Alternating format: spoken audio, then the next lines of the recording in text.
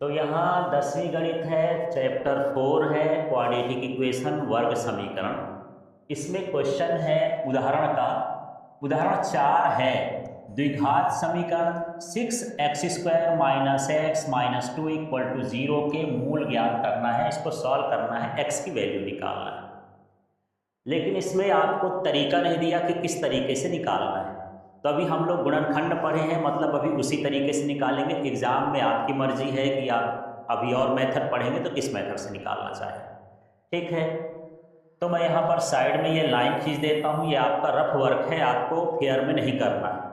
ठीक, अभी जो है सॉल्व करते समय लिख लिया करो कि कैसे कैसे तरीका क्या है। अब बताओ पहला काम क्या करूँ? हाँ, किससे किसका मल्टीप्लाई करूँ? 6 का मल्टीप्लाई किससे कर दूँ? 2 से। तो ये मैं कर दिया 6 × 2 = क्या हो गया? 12। ठीक है, -2 का कर दूँ, ये समझ लो। तो ये क्या हो जाएगा, यहाँ -2 लिख दूँ तो ये क्या हो जाएगा? -12। माइनस आया, जब माइनस आएगा मतलब बीच में जो एक टर्म है घटेगा कि जुड़ेगा? घटेगा, ये समझ लेना है। गुणनफलों पे भी माइनस आ जाए, साइन सहित माइनस का मल्टीप्लाई करना है। तो इसका हम गुणनखंड करते हैं, उनको घटा के देखते हैं कि यहाँ पर क्या आए? -x आए। ठीक, तो चलो सबसे पहले 12 को हम 1 से काटने की कोशिश करते हैं। 1 से काटेंगे तो कितनी बार जाएगा? 12 बार जाएगा। अब यदि मैं -12 + 1 करूँ, चिन्ह अलग अलग करोगे तो कितना आ जाएगा? -11। घटाना है और यहाँ माइनस का चिन्ह है तो बड़ी संख्या में माइनस लगा के घटाना है। ठीक है, ये तरीका है। क्या -11 है बीच का पद? नहीं है। थोड़ा सा और बढ़ते हैं, अब 2 से काटते हैं। क्रम से काटना ना, दिमाग में आ जाए तो प्रैक्टिस कर लोगे तो आइडिया आ ही जाएगा आपको। कितनी बार कटेगा? 6 बार। अब इसमें किसमें माइनस रखूंगा, किसमें प्लस रखूंगा?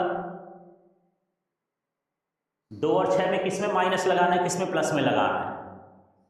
हाँ, बड़े नंबर में, क्योंकि यहाँ माइनस है तो बड़े नंबर में क्या रहेगा?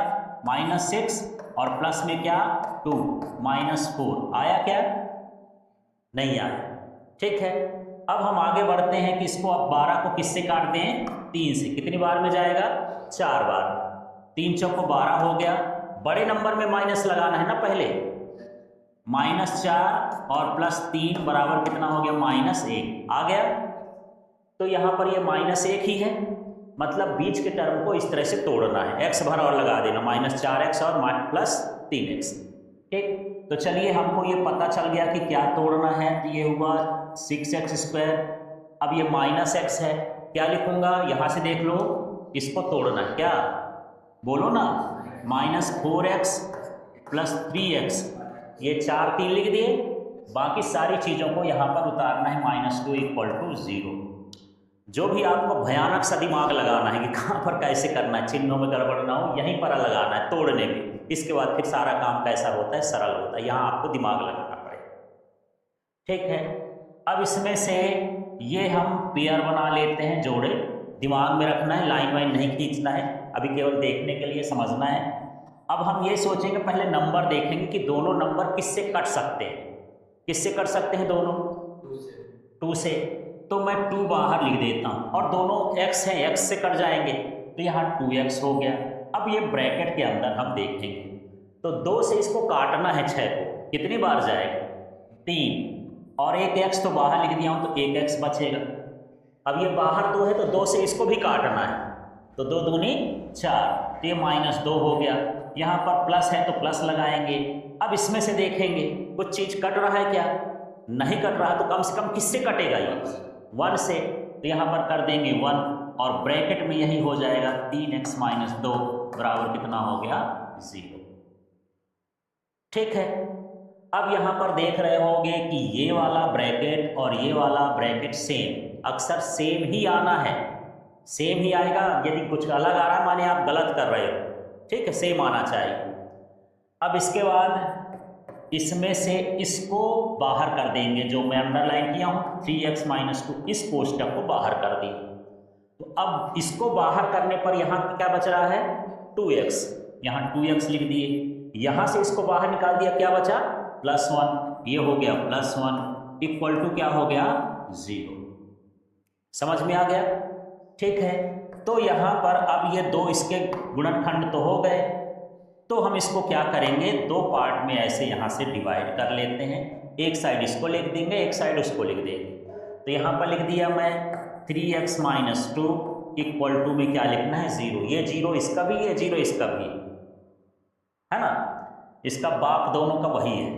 अब यहाँ पर 3x बराबर कितना हो जाएगा, -2 का पक्षांतर करोगे तो 2, और x बराबर क्या हो जाएगा 2/3। यहाँ कुछ लोग पक्षांतर करने में गलत कर देते हैं, 3/2 लिख देते हैं। तो ध्यान रखना है 2 है जो x से जाएगा वो नीचे रहेगा, ठीक है।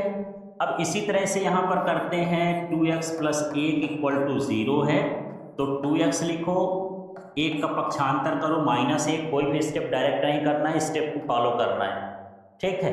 आपको डायरेक्ट पता हो जाएगा कि -1/2 आ जाएगा, तब भी आप उसको करो।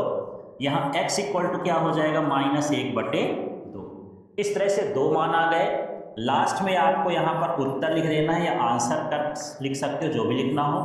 x बराबर 2/3 और कामा करके अगला जो मान आया है -1/2। इस तरह से करना है। लेकिन आप ये भी समझिए, जितने सवाल आप करेंगे इस स्टेप को भी करना है। अभी यहाँ जब सीख रहे हो तो उस समय ये भी करना है, केवल सवाल भर मुझे मत दिखाना, ठीक है।